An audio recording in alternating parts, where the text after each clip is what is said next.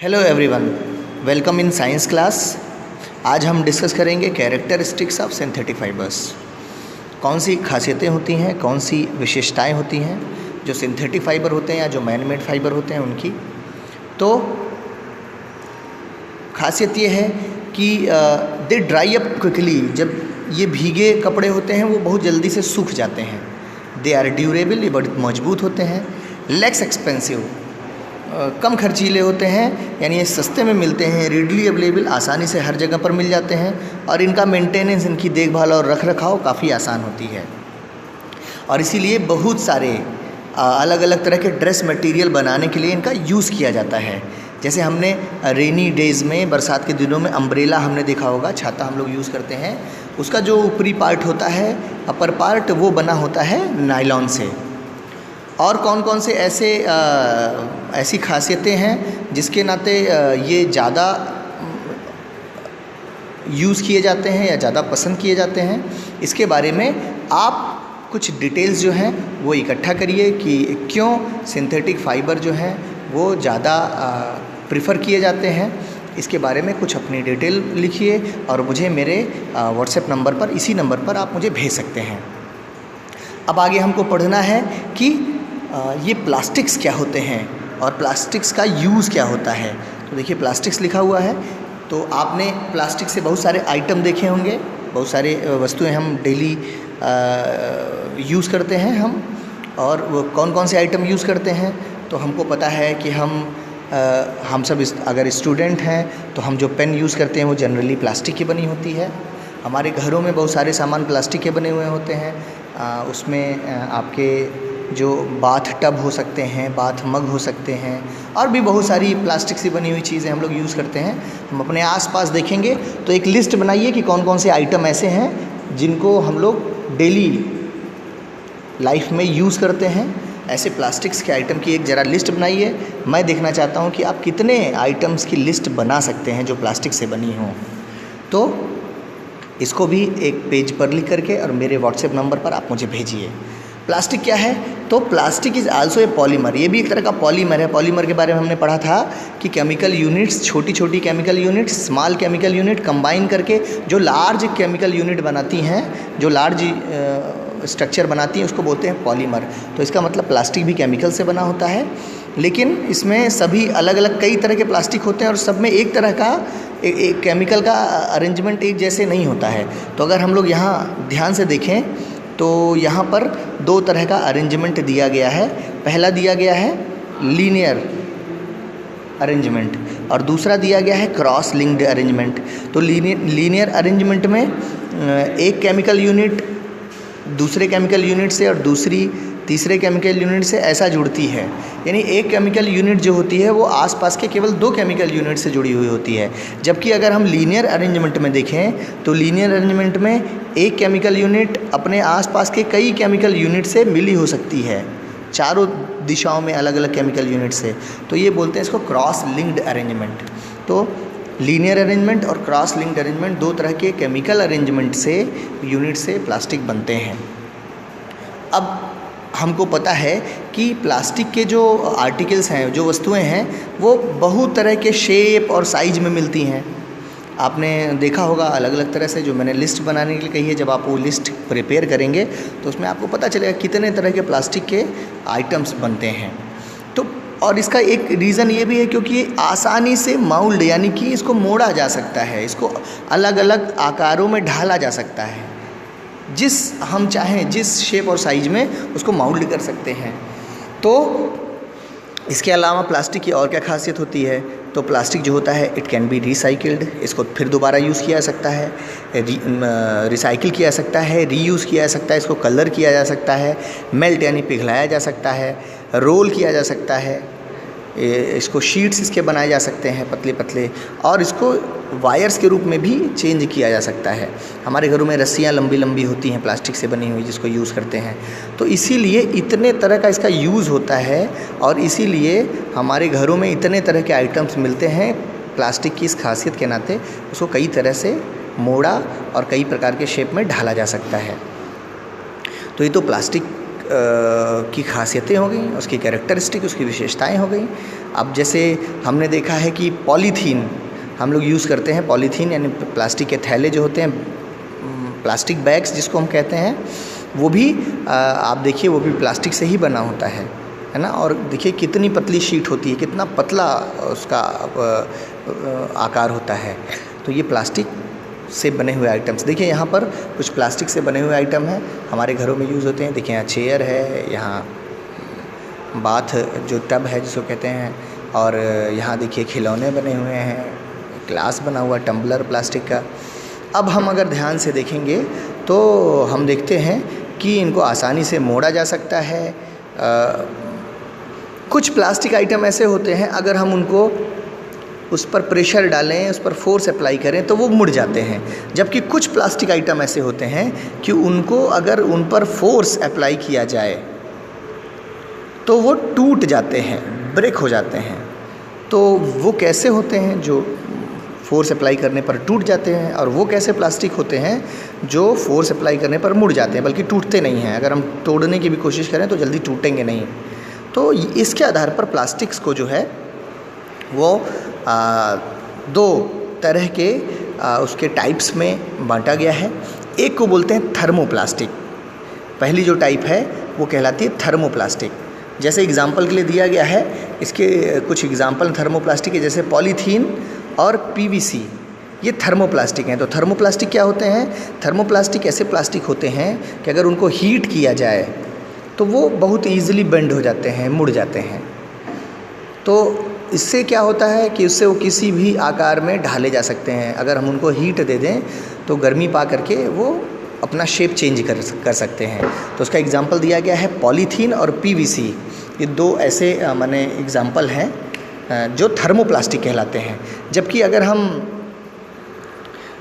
कुछ ऐसे भी प्लास्टिक होते हैं जिनको अगर हमने एक बार किसी आकार में ढाल दिया, व्हेन माउल्डेड वंस, एक बार उनको माउल्ड कर दिया, कोई आकार दे दिया, कोई वस्तु बना दिया, तो अगर हम हीट करेंगे तो भी हम उनको सॉफ्ट नहीं कर पाएंगे, वो मुड़ते नहीं हैं हीट देने के बाद भी।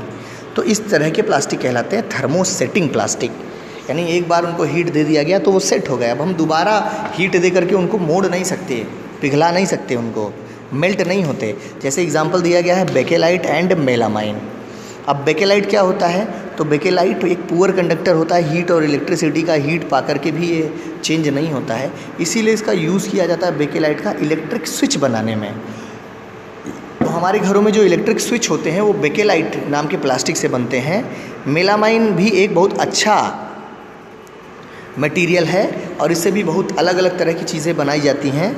और मेलामाइन की खासियत ये है कि ये फायर को रेसिस्ट करता है, यानी आग नहीं पकड़ता है, और हीट को एक साइड से दूसरे साइड में ट्रांसफ़र भी नहीं होने देता है, यानी हीट का ट्रांसफ़र भी नहीं करता है।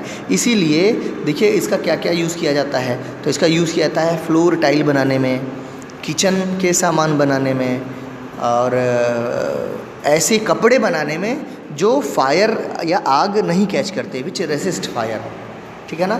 तो इसीलिए इसके मेलामाइन के इसी प्रॉपर्टी के नाते मेलामाइन का यूज़ जो है, जो फायर डिपार्टमेंट होता है, तो जो फायर फाइटर्स होते हैं, यानी जो आग बुझाने वाले लोग होते हैं, उनके कपड़े जो होते हैं जो आग नहीं पकड़ते हैं या जो हीट को रोकते हैं, वो मेलामाइन से बने होते हैं। तो यहाँ पर कुछ और आर्टिकल्स हैं जो प्लास्टिक से बने हुए हैं। ऊपर की ओर थर्मोप्लास्टिक से बने हुए और नीचे की ओर ऊपर की ओर थर्मोसेटिंग प्लास्टिक से बने हुए और नीचे की ओर थर्मोप्लास्टिक से बने हुए आर्टिकल्स हैं। अलग अलग आर्टिकल्स जो बनाए गए हैं, हम लोग daily day to day life में हम लोग इनको यूज़ करते हैं। अब अगला टॉपिक आपके में है plastic as a material of choice. हम इतना ज़्यादा पसंद क्यों करते हैं, ऐसा मटेरियल क्यों है? तो हमको पता है कि हमको डे टू डे लाइफ में ढेर सारी food items, water, milk, pickles यानी कि अचार, ड्राई फ्रूट, ये सब स्टोर करने होते हैं। तो इन सबको स्टोर करने के लिए, रखने के लिए सबसे अच्छा, सबसे कन्वीनियंट, सबसे आसान चीज़ होती है प्लास्टिक के कंटेनर, प्लास्टिक के डब्बे। हमारे घरों में किचन में देखिए, रसोई में जा कर के, तो वहाँ पर प्लास्टिक के डब्बे होते हैं जिसमें खाने पीने की बहुत सारी चीज़ें रखी जाती हैं। और ऐसा क्यों की जाती हैं? प्लास्टिक के डब्बे में क्यों रखा जाता है? क्योंकि प्लास्टिक के डब्बे लाइट वेट होते हैं, हल्के होते हैं, आसानी से उठाए जा सकते हैं, सस्ते मिल जाते हैं मार्केट में। बहुत मजबूत भी होते हैं, जल्दी टूटते नहीं हैं, आसानी से हैंडल किया जा सकता है, इन डब्बों को आसानी से खोला जा सकता है, आसानी से बंद किया जा सकता है, ठीक है ना।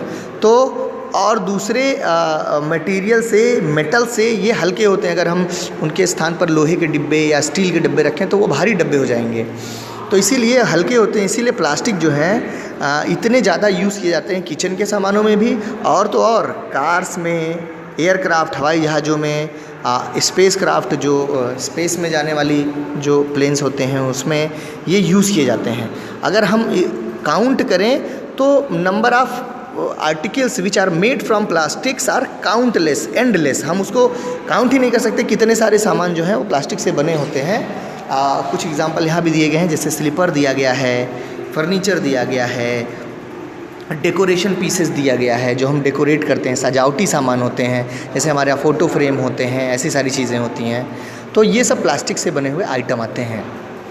Now let us discuss the characteristic properties of plastic. आइए हम विशेषताओं के बारे में पढ़ें प्लास्टिक के।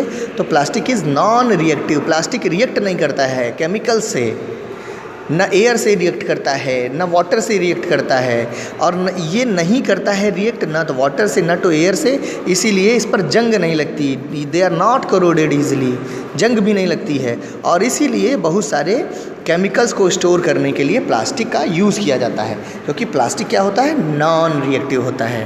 Plastic is light, strong and durable, हल्का होता है, मजबूत होता है, लंबे समय तक टिकता है, इसीलिए प्लास्टिक का यूज़ जो है वो देखिए बहुत सारे वस्तुओं को बनाने में, जैसे बकेट्स यानी बाल्टियाँ बनाने में किया जाता है, और भी दूसरे वस्तुओं को बनाने में, मग्स को बनाने में किया जाता है, ठीक है ना। प्लास्टिक कंटेनर को बनाने में किया जाता है, प्लास्टिक जो होता है, और इसीलिए बहुत सारे शेप और साइज में हमको अवेलेबल होता है।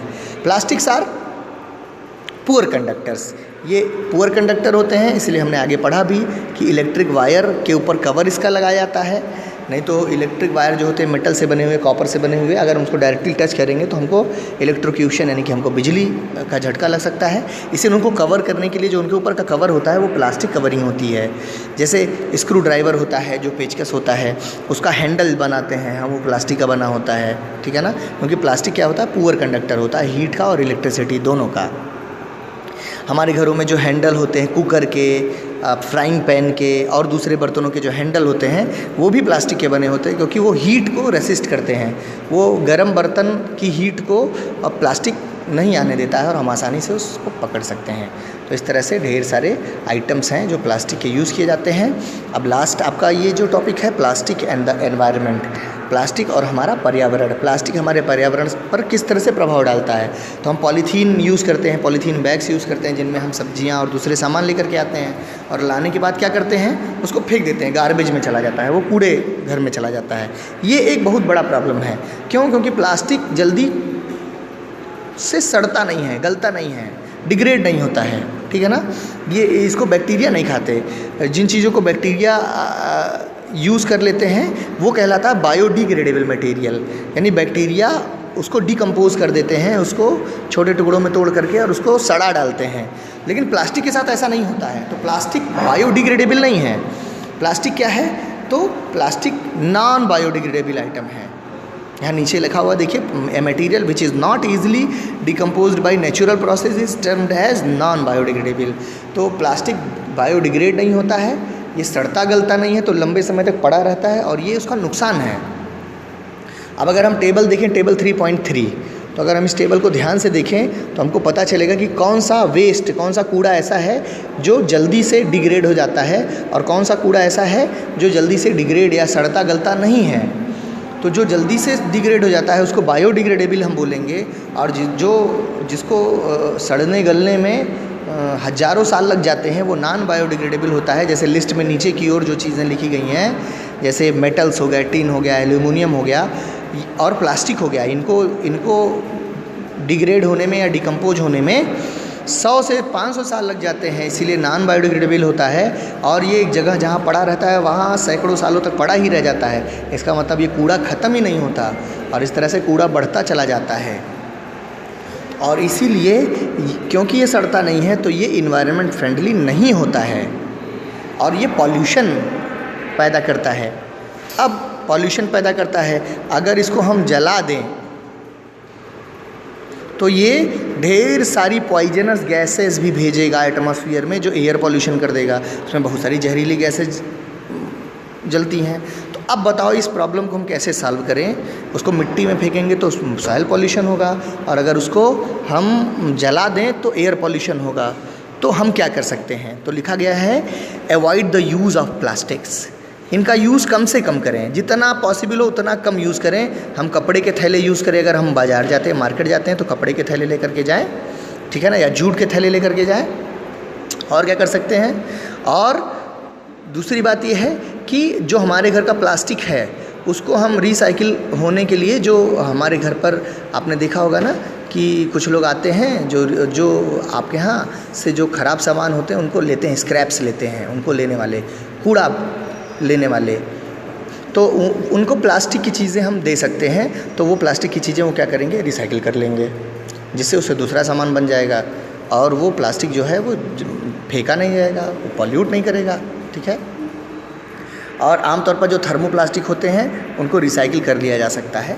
तो थर्मोप्लास्टिक से बनी चीज़ों को निश्चित रूप से रिसाइकिल होने के लिए देना चाहिए। और सबसे बड़ा मंत्र क्या है? सबसे बड़ा मंत्र है 5R प्रिंसिपल। 5R प्रिंसिपल क्या है? रिड्यूस, कम यूज़ करना, प्लास्टिक का यूज़ हम कम से कम करें।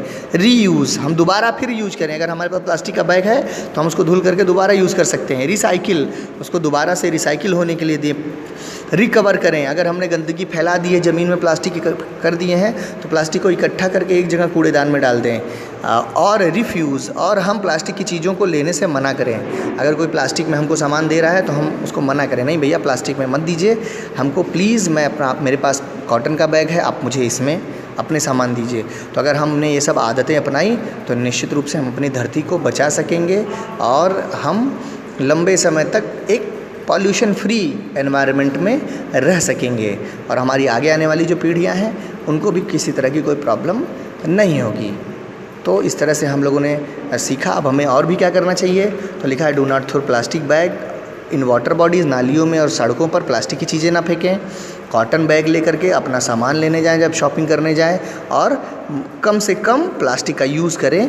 और इसकी जगह पर प्लास्टिक का लंच बैग, हम लोग लंच बॉक्स ले जाते हैं स्कूल में, उसकी जगह पर एक स्टील का लंच बॉक्स ले जाएं। अपने मम्मी पापा से कहें, क्योंकि प्लास्टिक के सामानों में जब गर्म खाने की चीज़ें रखी जाती हैं तो प्लास्टिक भी एक चूँकि केमिकल से बना होता है, तो वो केमिकल रिएक्शन करता है जिससे वो हार्मफुल हो जाता है। वो खाना जो होता है पॉइजनस हो सकता है।